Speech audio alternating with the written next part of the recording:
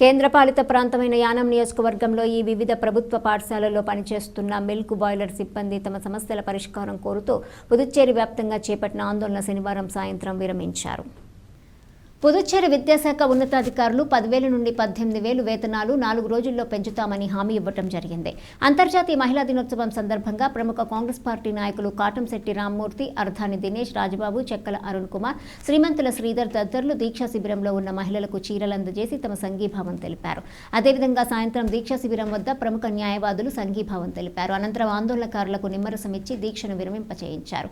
ఈ కార్యక్రమంలో ప్రముఖ న్యాయవాదులు కామిడి విజయ్ కుమార్, అన్నంపల్లి ఉషారాణి, స్వరాజ్యలక్ష్మి, భ్రమరాంబిక, మోక్షిత తదితరులు పాల్గొన్నారు. తరపున సీఎం గారు 4 రోజుల్లోని 18,000 జీవో ప్రకటిస్తారని మాకు మాట ఇచ్చారు. అందువల్ల మేము అందరం కూడా అంగీకరించి యూనియన్ తరపున దీక్ష విరమిస్తున్నాము. ఒకవేళ మాకు 4 రోజుల్లో మాకు ఎటువంటిది కూడా మాకు రాకపోతే మేము మళ్ళీ వెంటనే ధర్నాకి రెడీ అవుతామండి.